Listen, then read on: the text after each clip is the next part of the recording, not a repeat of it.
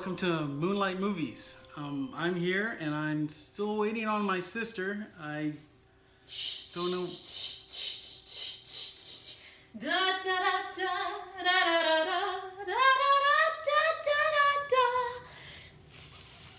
Okay, what's happening? Hi. Yeah. How you doing? Well, I didn't know we were wearing costumes today. Sorry. I brought a doll. I thought it would work. Hey, look at that! This is Young Frankenstein, which we're going to talk about Yes, today. we are. As you might have guessed from the costume movie that I wasn't aware of. So, sorry. Today, Young Frankenstein. Yeah. This is a film directed by Mel Brooks and starring the recently late Gene Wilder. Gene Wilder. Which is sort of the whole reason we're doing this movie today. Yeah. Because let's face it, most people have seen Young Frankenstein. It's This is a comedy classic, and I think a lot of people probably watch this around October. Oh, definitely. And one of our favorites. we definitely do every year, at least once a year. And actually, and I did want to talk really quickly about Gene Wilder. We just lost, and it was a big deal for us and for everybody. You could tell if you are on Instagram or Facebook or any kind of social media, you know. I mean, Gene Wilder, everybody was talking about. I mean, this is a tragic loss. I didn't realize that he's still been working all the way up until like last year. He was still on TV and stuff. Yeah, he did some voice work I think last year, mostly TV stuff. I think his last movie was in the early '90s, but yeah, and you were born pretty much after or right in the middle. He was, I guess his heyday was the '70s and early '80s. Yeah, early '80s. Late '70s. Yeah, so like a lot of people, we have our favorite Gene Wilder movies, and I'd say these probably are our three favorite Gene. There he is, right there. This is pretty much one of everybody's favorite movies, I think. We definitely watched this already. We did. Earlier this week. Blazing Saddles, comedy classic. And, so good. Possibly the funniest movie ever made. I don't know. Really? You think so? Wow. I'd have to think about it. I'd have to think about it, but I'd say maybe. But this is pretty close. I mean, such a great movie, guys. So hilarious. If you haven't seen this, you need to check it out. I mean, and with Gene Wilder's passing, it's just a must. I mean, yeah, you've got to watch this. You got to watch this, especially, you know, it's around October. It's so good. And now this is an old DVD. I need to get this on Blu-ray. I've just been kind of holding out and trying to decide the best way to get it. I know there's like a Mel Brooks collection that has a bunch of great stuff. Probably a lot of Gene Wilder. They've worked together quite a bit. And so yeah, we're going to talk about that movie right now. So let's see. This movie begins with the death of the original, well, not the original Frankenstein, but Gene Wilder's character is the grandson. Yes. Of Frankenstein. Now, I don't know if it's supposed to be your first Frankenstein, because this movie's kind of meant to follow the old Universal movies, where you had Frankenstein, you had Son of Frankenstein. I kind of think he's supposed to be the son of Frankenstein, maybe. Really? I'm pretty sure that's the idea. He's the son of Frankenstein, so he's the grandson. Although if you watch behind the scenes stuff, they'll call him the great grandson. So anyway. He's the grandson of Frankenstein, the Baron Frankenstein, who created a monster out of a dead body, basically. So, yeah, the old Universal black and white movies, and this film is a spoof of those old black and white movies. So it's entirely in black and white. It's beautifully done. And it's done to mimic the look of those films, but amped up a little bit to spoof it more. And it begins with the death of his grandfather, Frankenstein. And what happens is, you know, after that first shot where we establish the death. This is the one with the skeleton, right? Yeah, there's the skeleton. There's tons. Of course, there's tons of bits in this movie. Tons of comedy. They cut to the scene where young Frankenstein, whose name is Frederick, and he calls himself Frankenstein because he's embarrassed about his grandfather's work. he is teaching a class, a biology class of some kind in America. And I assume it's America. Everybody's American. And oh yeah, he has to travel to New York. Yeah. Yes. So yeah, he's in America. He's teaching a class, and it's a very funny class. You know, it's constant jokes. This is Mel Brooks. Yeah, and we get to see how much he hates being associated with his grandfather, great grandfather, or whatever. Frankenstein Would be his actual his actual name, but he goes by Frankenstein. He's got that one like precocious student who's really wants to. Excuse me. Yeah. So annoying. Sort of picks a fight with him on the whole subject of his grandfather. Yeah. And that causes an outburst, and class is dismissed. And then in shows up Richard Hayden from Sound of Music. Yes. Yes. Yeah, who he has brought the news to Frankenstein, to Victor, Frederick.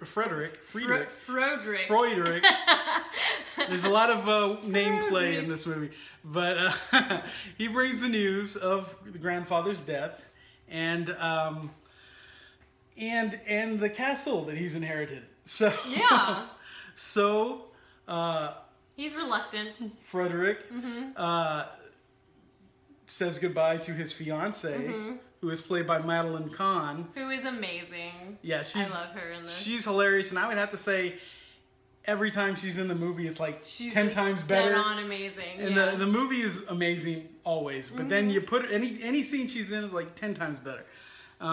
It's so funny, and he says goodbye to her, gets on a train, which is one of the funniest scenes of the movie. The whole goodbye scene. Yeah. She's like, says goodbye to her. And yeah, she will not let this guy touch her. And I mean, this is his fiance. So it's awkward, it's hilarious, and he says goodbye to her. He gets on a train, goes to New York. Next we see him on a train going to Transylvania. And he arrives at the Transylvania station. He does. Little Track insert 29. little joke there. Can I give you a shine? And so he's in Transylvania now. He is met at the station by Igor. It's pronounced Igor. It's not Igor, it's Igor. And Igor takes his luggage and they head out to the castle. Now Igor is like his new assistant. Yeah, his sidekick. He gets that job right there. He's got a hunchback. He's a hunchback. He's got a hood on. And he does mention that his grandfather had previously worked for Victor Frankenstein. Yeah, he's a long line of Igors, but this is Igor. This is Marty Feldman. He's got those bulged out eyes. A lot of these actors. He's got the bug eyes.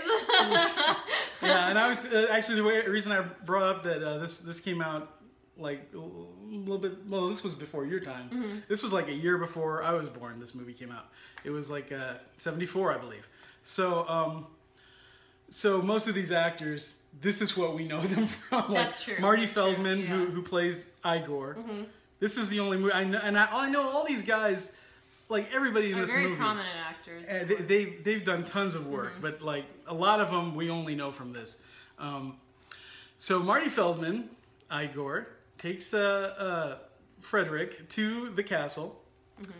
Along the way, in the back of his wagon is a young lady, Terry Garr, Inga, who looks phenomenal in this movie, and she's Inga, and she's like the little village girl.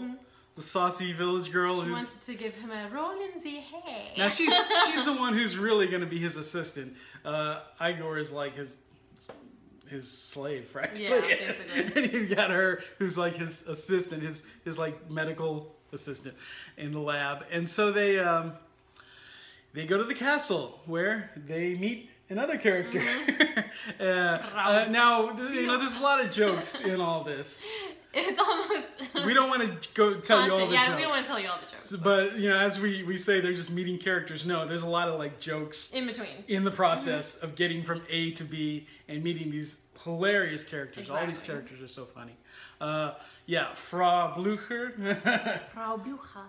She says it. Yeah, that would be the sound of the horses who react really badly whenever they hear that name for unexplained reasons. you know. And she's always so put off by it. She's like, yeah, but you know it's her fault. There's something going on. And she's played by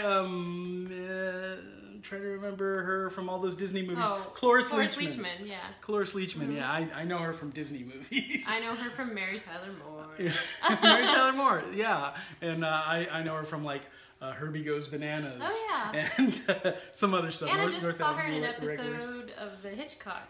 Show. Yeah, we've been watching that Hitchcock TV show. It's so good, by the way. With the 50s or something. So good. Anyway, let's see. They meet Frau Blucher, who is like the housekeeper, and of this castle, and pretty much that's everybody as far as the main characters, besides the monster, which we'll get to in a minute.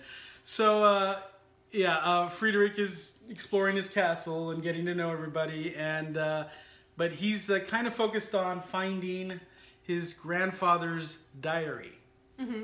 Now, he doesn't believe in all this bringing the dead back to life stuff. But he's still focused on it for some reason. Yeah, there's something in him. He's got to see it. Yeah. To the point that he can get pretty angry about it. Yeah. He doesn't want anyone keeping this secret from him. He wants to see it. I guess he wants to disprove it or talk about how ridiculous it is when he finds it. Yeah, maybe. Of course, he with Inga's help late at night, he's exploring the castle. And he finds his grandfather's secret laboratory. Of course, there's a lot of jokes along the way. A lot of jokes along the way. Good ones. We don't want to act them out here, and then they won't be funny for you. But yeah, and then they get to that laboratory. They the old secret passage bit. And puts the candle back. What's the candle back? Yeah, you know what we're talking about if you've seen the movie. You'll be like, you'll never forget all these lines and all these. Yeah. We went to a quote along at the draft house, didn't we? And it for was this? amazing. I mean, everybody knows, if you've seen this movie, you've probably seen it a million times, and you probably know all the lines. And so they're in the secret lab, and he finds the diary. He does. And he reads this diary, and by the end of reading this diary of his grandfather's, he's convinced... He's like completely convinced, possessed almost by his grandfather's spirit, yeah. And you see a picture of his grandfather in the corner, and he's just smiling. Who looks exactly like him. Yeah, exactly. Yeah, he looks exactly like his grandfather. Now, that's one of the little areas where it's not exactly true to the old movies. Right. But, yeah, he looks... A lot of scenes in this movie are like direct parodies of scenes from Young Frankenstein, from the original Frankenstein, from Bride of Frankenstein... Son of Frankenstein, Ghost of Frankenstein. If you've seen those movies, you're gonna recognize scenes. They even use the actual laboratory machines and stuff from the original films. They actually got this set? They had those sets laying around. Wow, at the studio, so they just used them. I did not know that. Yeah, it's pretty cool. So they go. Well, he decides he's gonna do it. He decides he's gonna create the monster. He goes insane, basically. He kind of loses it, and he's all excited to do this. So they go out in the graveyard. Can I just say first how incredible Gene Wilder is when he becomes insane in any film, in Willy Wonka, in this one. I mean, his eyes and the gleam in his eyes, the gleam. It's just amazing. He's super intense. Yeah. In all these scenes in this movie, it's like, well, he's always that way. I mean, think about Willy Wonka. He was crazy intense in that movie, every scene, and that's one of the reasons that is so far above that remake. I love that boat scene. Yeah. Where he's singing the little song, the little poem. Yeah, and in this movie, he's no less intense. He's totally, he's passionate and like crazy on fire for everything he's doing, and. In this part, it's very much like the old movie. He's going out, he's got to dig up a body. He's got Igor with him. They dig up the body. They have to get the body to the castle. So funny when they're doing this. Yeah. The Inspector Kemp stops him. Inspector Kemp, played by... I'm not sure. Trying to think. Kenneth Mars. Who... He was the Nazi in The Producers, the original. Oh, yes. And which is way better than the new one. He's better than the new one? Yes. I like the new one. I like the musical. I think it's way better. I know you've got, Gene Wilder, I'm not comparing Gene Wilder to Matthew Broderick or anything, but I do love Matthew Broderick. But I love all the songs, actually, like the musical. They're both great. Okay, so anyway, oh yeah, well, talking about Kenneth Mars, who played the Nazi in the original producers, comedic Nazi, and he was also he's done a lot of voice acting. I don't remember who, but he was even in The Little Mermaid, actually. Really? Yeah. So yeah, and he worked all the way through till he passed away, I think, in 2011. But wow. Yeah, that guy has a long resume, and I'm not familiar with him very much. But yeah, these are like 70s and probably 80s faces, you know. Probably. Yeah. Yeah, and you know, so they meet the inspector here, or they have their little scene where they're trying to hide this body while they're trying to take it to the castle. So they get it back to the castle, and they're working on it, and Frankenstein starts to say, okay, we just need that brain. Oh no. So actually, I skipped over that whole scene with their breakfast. Oh yeah. Where they're plotting how to create this monster. Not important, but it is a hilarious scene. It's one of those really funny scenes. The word Schwanzsticke. Yeah, it's a great scene. But yeah, so he sends Igor out to get a brain. This is a crucial scene. Yes, it is. This is a classic and crucial scene.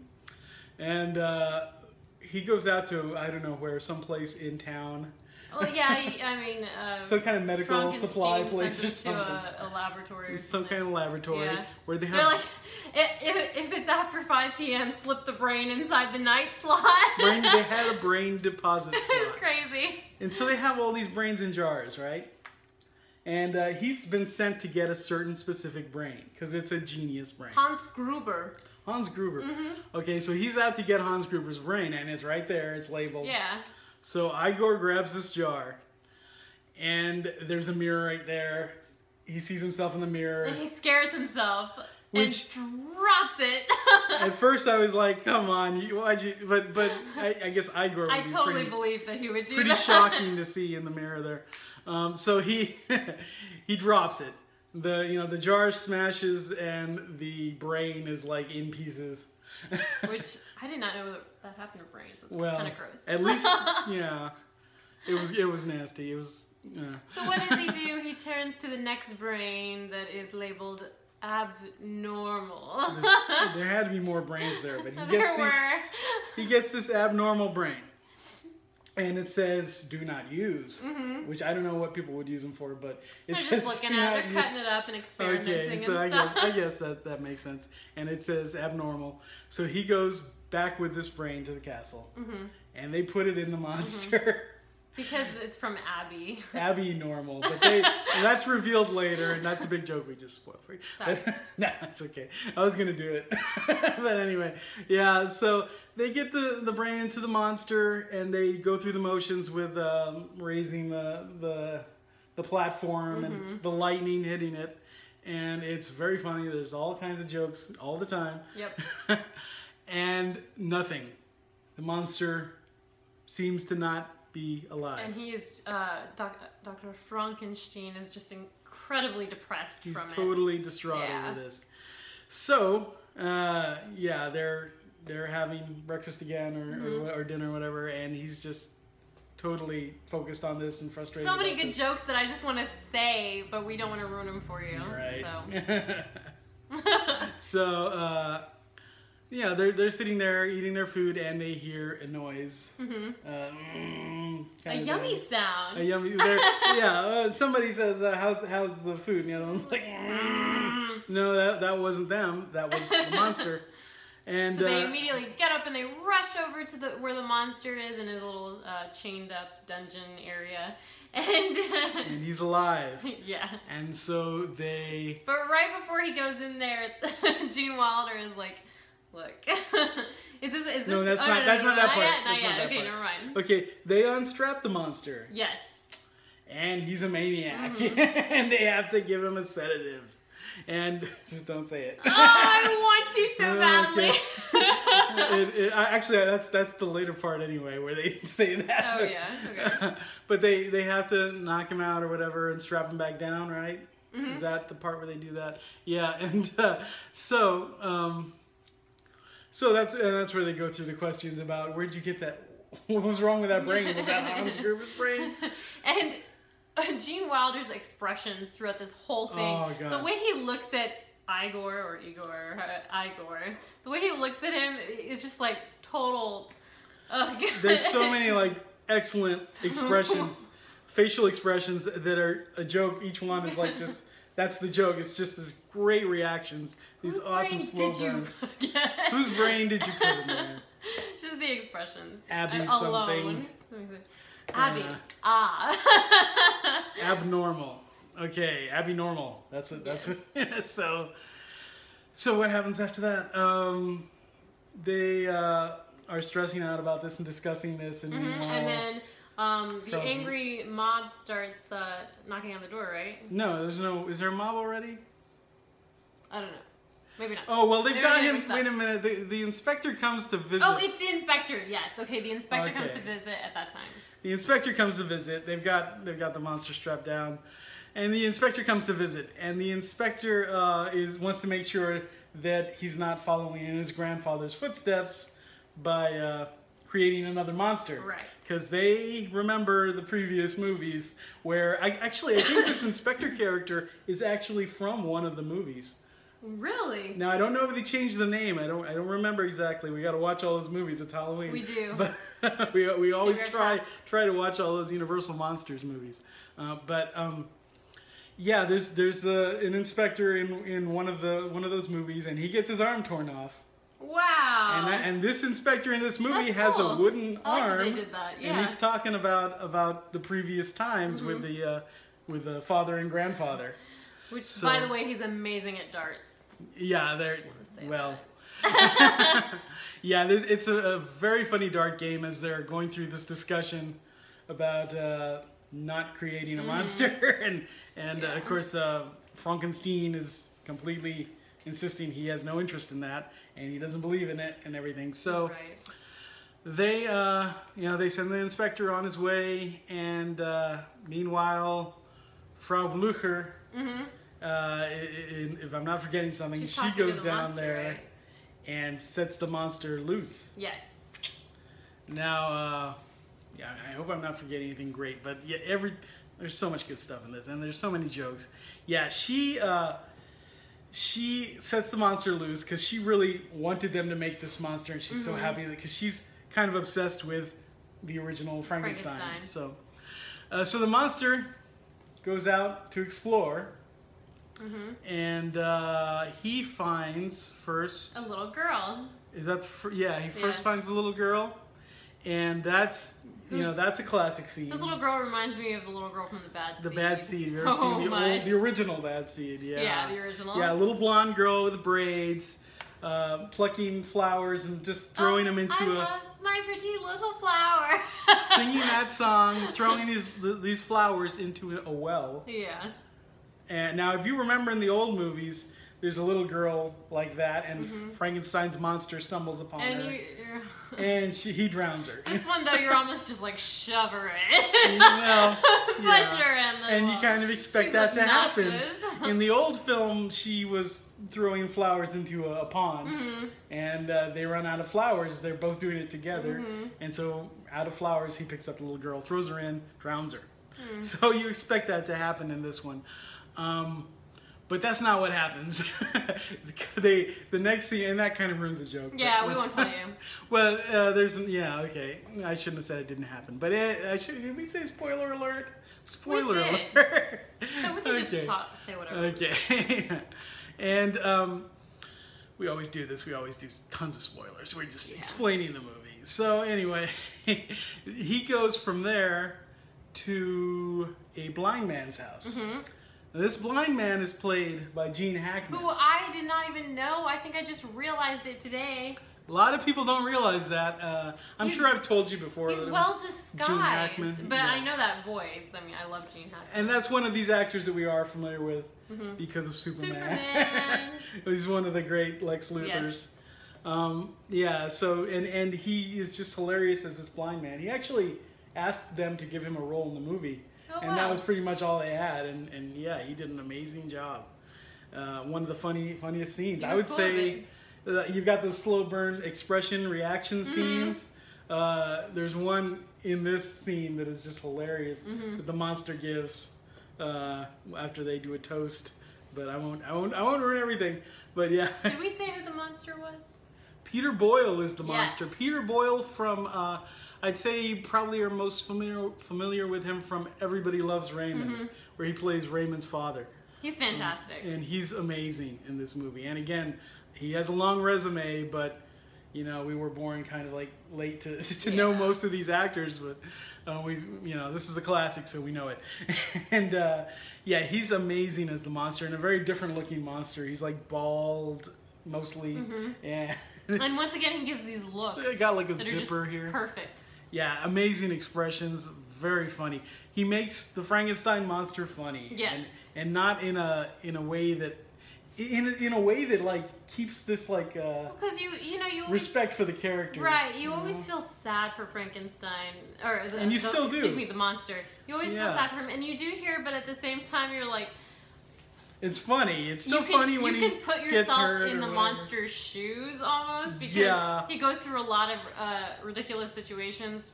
Everybody around him is so stupid. People. Yeah, he's kind of, and he just makes these faces like. Sometimes he's smarter than the people around him, you know. Yep. And so he gets frustrated, and so he goes from the blind man's house. Okay, he's kind of had it with stuff happening to him because he has some bad experiences there. We'll just say that because it's funny. It's one of the funniest scenes, and I don't want to ruin that. But he comes out of there just in a rampage, and. Breaks through the door. Destroys the door. Monster style. Yeah, and from there, what happens? Does the mob catch him there? I'm trying to remember. Well, I think they're trying to lure him back already, aren't they? With the music. Yeah. Okay, that's what happens. He goes out there and he hears the music. I'm not sure if the mob gets him first, but. No, Gene Wilder is luring him with the... He's playing the fiddle. He's playing the fiddle and he's luring him, and then they drop a net over him. Oh yeah, okay, they just drop a net right over him. And so that's how, and I remember going, God, the classic old cartoon net scene, but they got him. And so they take him back to the castle, and they're trying to figure out what to do, to help him out, and...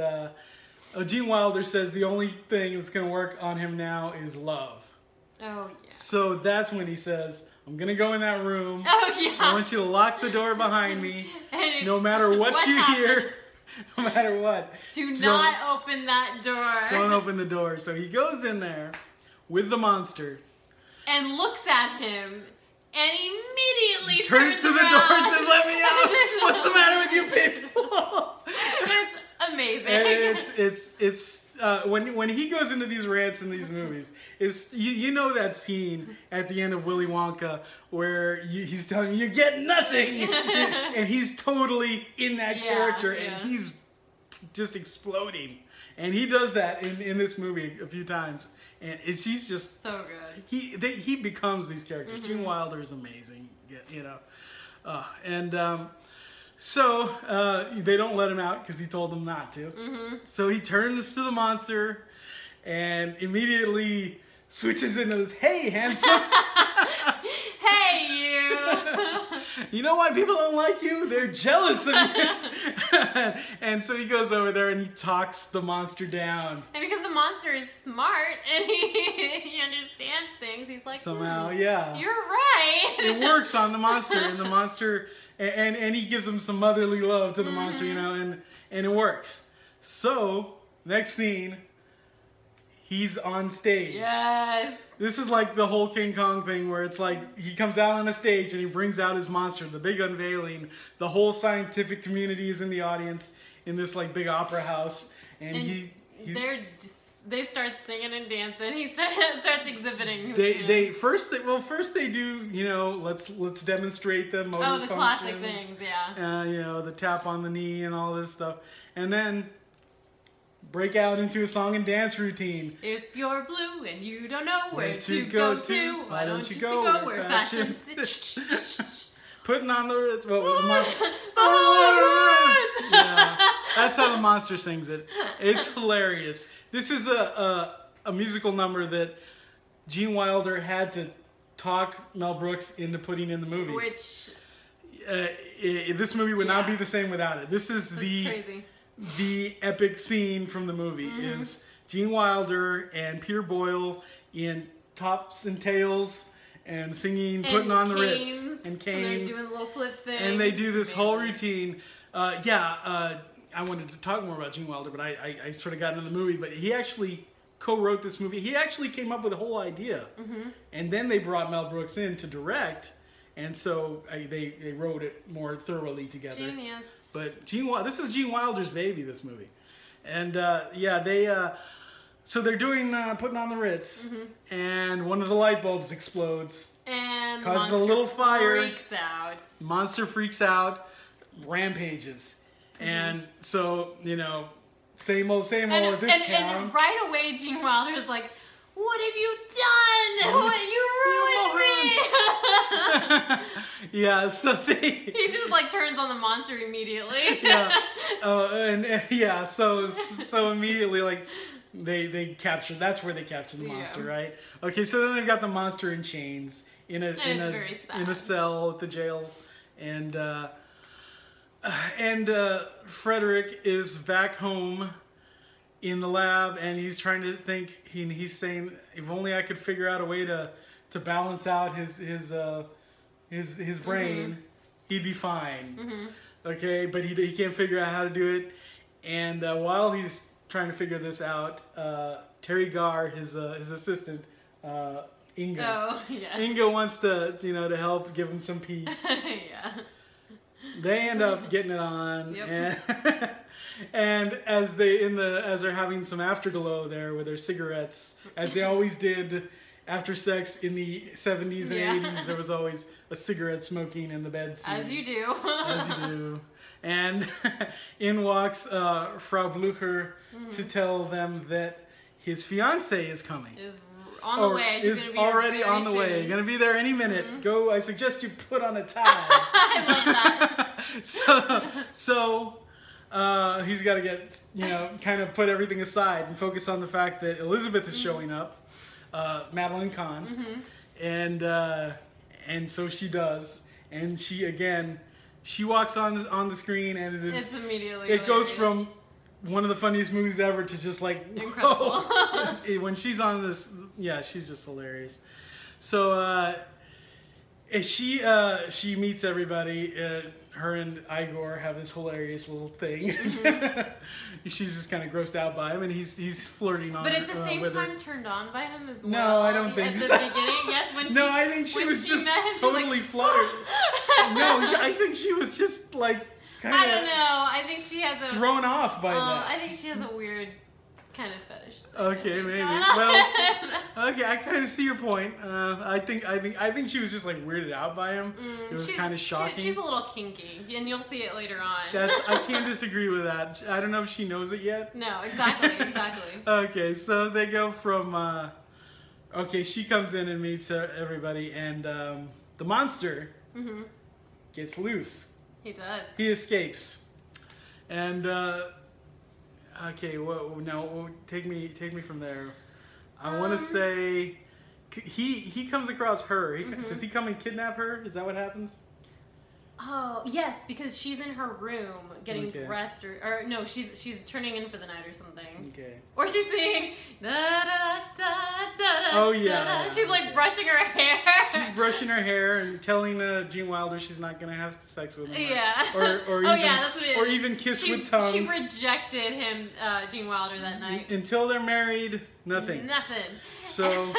And then she's combing her hair and brushing it before bed, and then in walks the monster. Okay, so he comes in and he takes her away out to the barn or something. A barn or a cave or something. I always thought it was like a cave, but I don't remember. It might have been a barn. You're just focused on these characters, and he ravishes her and. Oh, you can't be serious. It's not like it's kind of a rape scene, but at the same time. Oh no, she's totally into it. Yeah. Well, she becomes totally into it, so so we just forget about that. And we hear her sing and pleasure and stuff. It's hilarious. Yeah, she breaks into song during the act. So, and soon we see they're finished with it, and I mean, then they go in for like the 7th time, or they're about to go in for the 7th or 8th time. The monster decides to leave because he starts hearing the music. He hears the music, and the music is, you know, they're playing the fiddle, and they've got this big speaker on top of the castle. And they is Gene Wilder. It's Gene Wilder and Igor. And as he's leaving, Igor has like a little French horn. Yeah. As he's leaving, Madeline Kahn says, "You met her all alike." 7 or 8 quick ones, and then you're off with the boys. What did she say? You better keep your mouth shut. Yeah, and so off the monster goes. Oh, and then she goes, "Oh, I think I love him." Right. After that. So you like love triangle immediately there. So he wanders off back to the castle, and they help him up. Well, they don't help him up. He's trying to climb this rope to the top of the castle where they're playing a fiddle. And he starts falling, and Gene Wilder's like, "No, he wants to do it himself." And the monster's like, "No, I don't. Help me." But they so he gets up there. He finally makes it up there, and they and then. They take him downstairs where they're gonna do that operation on him. Because they figure out a way. They're gonna fix his brain. They figure out a way to fix his brain, and the way they're gonna do it is they're gonna transfer the doctor's brain, Dr. Frankenstein's brain, into the monster's, which I always thought that was a little bit of a puzzler, because so are you just like taking over his body and somehow it's supposed to fix him? Don't overthink it. Yeah, always with the brain transfers and clones and robots, there's always like something doesn't make sense. But anyway, you don't worry about it. They're going to fix him with some science. And anyway, none of this science probably makes any sense. So they got him down in the lab, and but that's when the villagers storm in. Oh, yes. So the villagers storm in, led by Inspector Kemp. And Inga is begging them not to turn the machine off because he's almost transferred completely into the monster. Yeah, you have to hit the exact second when you turn off the machine, but they turned it off too early. Right, and then all of a sudden you just see it cut to Gene Wilder and... No. Right? No. Because the mob busts in there, and they're Gene Wilder's character laid out on the table on one of the slabs, and the monster on the other, and the monster wakes up. Oh yeah. The monster wakes up, and he calms this mob down because now he can speak, and he's totally like normal and competent and very intelligent and verbal. Yeah, and he gives a monologue. Yeah.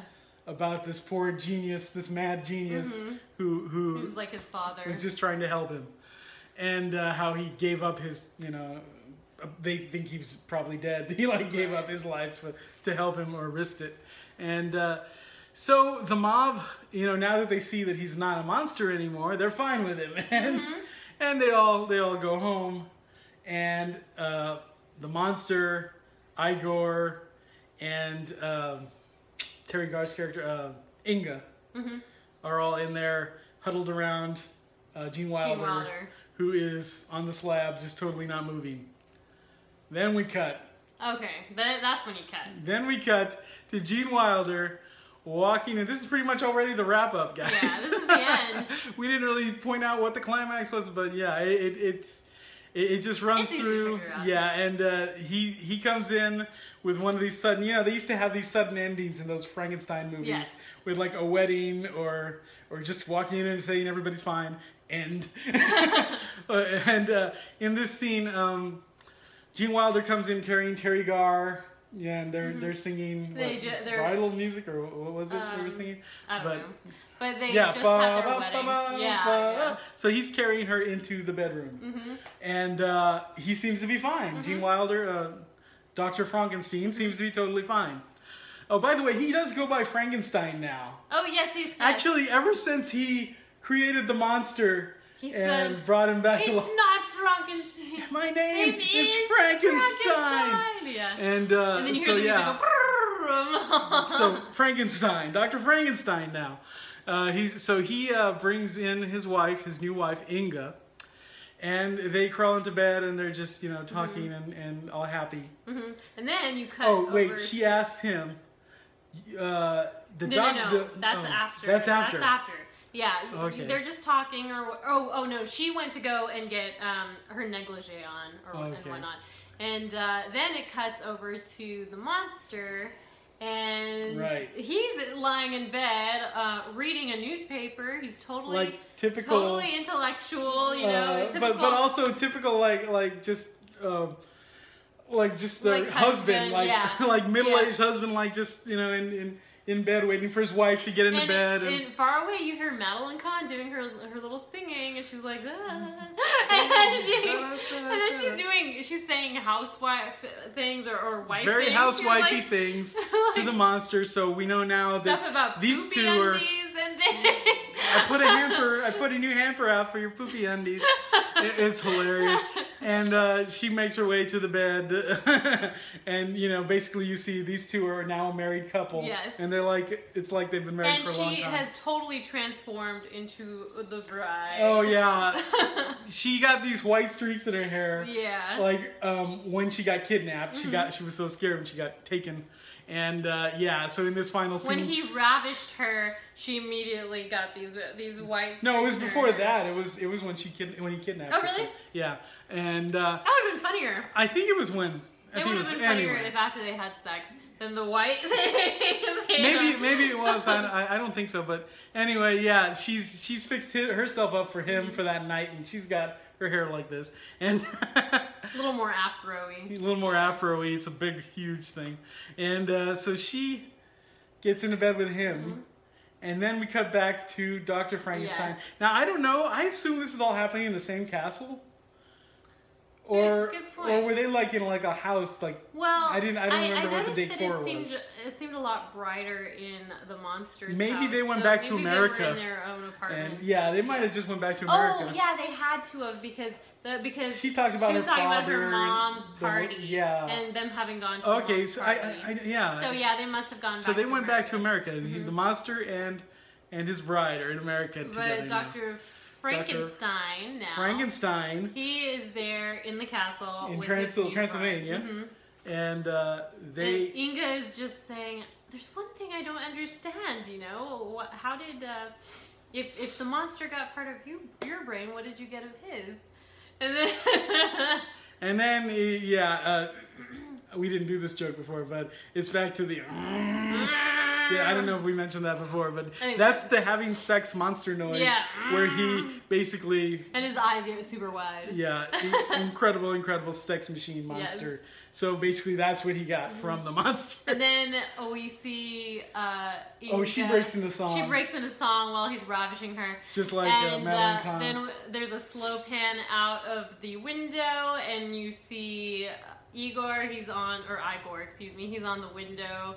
Or he's on the roof and he's playing the. Is he doing it on his tuba or something? Oh, maybe I don't remember. I don't know. Or he's got something. Yeah, but it's and it's just. The music in this movie is amazing and fantastic. It really is. Everything about this. Everything about this film is wonderful. Amazing. It's a great Halloween film, so you guys should really check it out for Halloween. This is one of those. Now, we started doing our Halloween reviews. Last week, and we said we're going to try to do as many as we can because we love Halloween, and that's why we started. And it was still August when we started. But I mentioned there's two kinds of movies you watch on Halloween. There's horror films, and then there's the not horror films, which are either they're movies about Halloween itself, or horror comedies, monster movies about monsters that are comedies, and movies about. Kids and stuff like that. More family stuff. Teens, or, whatever. The not horror movie stuff. Right.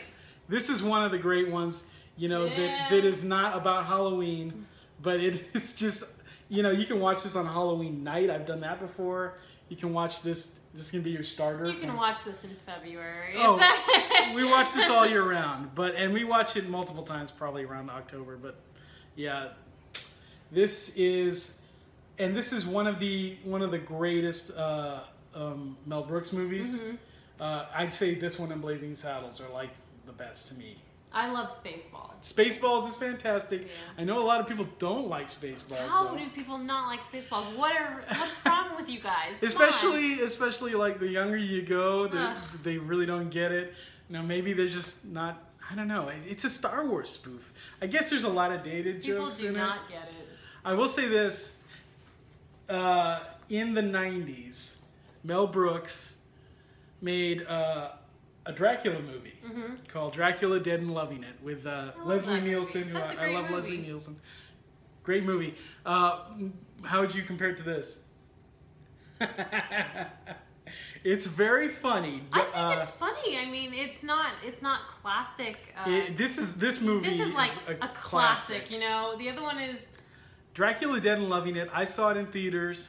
The first time I saw it, I didn't like it. I think it's hilarious. Yeah, but wait a minute, hang on. The first time I saw it, I didn't like it. The more I watched that movie, I totally fell in love with that movie. Yeah. It is so funny, and I don't know why I didn't like it the first time. I think just comparing it to stuff like this, because there's, you know, it makes sense to compare. I mean, but this is a Mel Brooks comedy. Yeah, oh, it's really hilarious.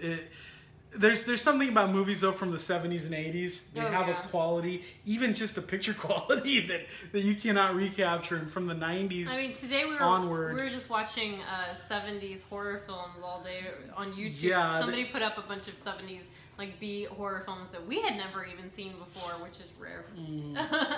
But they were great. I think on the subject of horror, some of the best stuff to me is from like the 70s. Oh yeah. I love Hammer Horror, and which is like a British studio that was doing a lot of horror movies and a lot of remakes of the old Universal monsters. Straight horror with lots of gore for the time. It was fake looking blood, but it was gore and sometimes for that very time. Sexual. And always always a lot of cleavage in Hammer Horror. But I loved Hammer Horror for a lot of reasons, not just that. And that's some of my favorite horror. But then, you know, this is from what did I say, 74, and just movies in general at that time. I mean, you can watch Superman back then, and you can watch Man of Steel, and there are a lot of things I like about Man of Steel. I didn't realize that was that early. Yeah, this movie. Yeah, I always kind of thought it was like 1980 or something like that. Actually, but yeah, if I you know researched it correctly, it was 74. Was in the 80s. Spaceballs was in the 80s because it was post Return of the Jedi, because he had Jabba the Hutt jokes and everything. But yeah, I do recommend checking out Dracula Dead and Loving It. If you check out all of Mel Brooks' stuff. I haven't seen all of Mel Brooks' stuff, so I'm not going to say that. I can say you should still check it out though. I would say check it out because, you know, he's got, like I said, I think, you know, two of his movies that I think are two of the best comedies ever, Blazing Saddles and this one. And Blazing Saddles could be the best comedy ever. So good. I have to think about that. I have to think of what other comedies, you know, are favorites of mine. But yeah, this one I was also going to say, you know, Gene Wilder. This is a great one to watch to remember Gene. Like I said, this was kind of his baby. He totally conceived this, and I mean, he co-wrote it with Mel Brooks once Mel Brooks was on board. But this was Gene Wilder's idea. The famous putting on the Ritz scene, that was totally Gene Wilder. Classic. And he had to fight to get that in there. I mean, you know, he had this big like argument with Mel Brooks where he really pushed it. And then Mel Brooks said, okay, sure. He was like, no, he said, I just wanted to see how hard you would fight for it, because he was on the edge. He didn't know if he said it was either a really great idea or a really bad idea. So it was a perfect idea. That scene makes that movie. Gene Wilder and Mel Brooks were a fantastic team.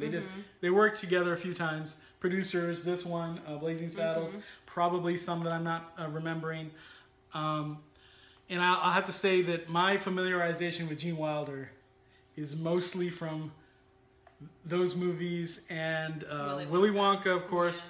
Now I have seen a few other. I know he did Frisco Kid was a comedy he did with Harrison Ford. Like I have not seen that either yet. late 70s or early 80s. Yeah, I really need to get that. I loved it when I was a kid, where Harrison Ford is like a gunslinger cowboy, and he ends up helping Gene Wilder get across the West. Gene Wilder is a rabbi, I think, and he's trying to get across the West out to the I really want to far see that. out west Good. for I don't remember what the purpose, because I haven't seen this since I was a kid.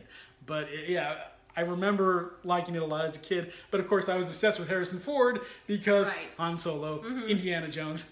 Of course. But I also love Gene Wilder because I already had seen a lot of stuff like this in Willy Wonka. So great combo there. So yeah, I've seen a few other Gene Wilder things. There was something else. That one movie that came out when I was a kid and was on HBO all the time was called The Woman in Red. Oh, I haven't seen that either. I think the woman in that was Kelly LeBrock. Really? I'm not 100% sure on that. But basically, Gene Wilder starts having an affair. It was an adult comedy. But it used to be on. It was on TV constantly. I don't remember if it was funny. It was just like, ooh, an adult comedy.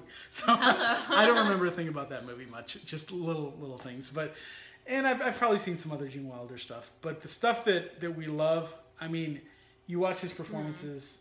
He's incredible. He's incredible every time. I mean, amazing. He does lose himself in these characters. And totally. If you're not familiar with him, you should really check out these films in order to. These are the ones to start with. I mean, some great action. Start with Blazing Saddles and Young Frankenstein and Willy Wonka. If the old Willy Wonka is phenomenal. And I mean, I love Johnny Depp, but Gene Wilder is the only Willy Wonka. We need to do a review on if you have, on Johnny Depp's version. We can do a lot of talking. We'll watch them both like back to back and talk. I feel sorry for anybody who thinks the new Willy Wonka is Willy Wonka. I mean, some people grew up with it. I mean, yeah, I understand. I feel sorry for them because of what they're missing out on if they don't watch the Gene Wilder one. Now, you can watch the Johnny Depp one and it's entertaining, in the sense that it's what's the word I'm looking for? It's a spectacle. That's the word I'm looking for. It is something to look at constantly because Tim Burton is an artist. Tim Burton was an animator, a Disney animator very briefly, I think. But I mean, he is an artist. He makes art. Now, and he in a very pop way, he makes movie art. And I usually like Tim Burton too, but I mean, that was just a horrible thing that happened. It was just, there was no need, because the old one is just amazing, and it's so dark and at the same time hopeful. It's a beautiful film. I mean, I cry every time I see it. And Tim Burton's attempt to make a dark one was just a bad it was one, completely bright and well, it was sort of dingy and dark, but it was just. Well, I get what you mean, though. Yeah, I mean, of course, it's the CGI generation. And the 70s look of the original. I mean, it was in the 70s. Yeah, and I guess they figured it needed an update, modernization. 70s or the 60s? 70s, right? Oh, yeah. Like 1970 maybe, or I don't know. But yeah, you can't top Gene Wilder. I don't know why you can't. Although I do like the producer's remake, the musical version. I like the music. I like the songs. And I'm sure, I don't know if I actually watched the old producers, and I'm sure it's fantastic. It's very good. I need to watch that. I need to get that Mel Brooks set. I really do. Yeah. I'm sure it probably has the producers. I don't know. Maybe it has the new producers. I have the new producers. But Spaceballs is great. But yeah. Okay, so that's pretty much, we got it, huh? I think that's it. It has our recommendation 100%. We knew that this was a movie that most of y'all have seen, but we wanted to talk about Gene Wilder a bit. Yeah, we wanted to remember him and do a little, Yeah, amazing celebrity, star, Hollywood legend, basically. Amazing actor and writer, and he's incredible. Major loss. Major loss. Yeah. So, Young Frankenstein, check it out. It's great for the Halloween season, and we'll see you guys next time. Bye. Bye.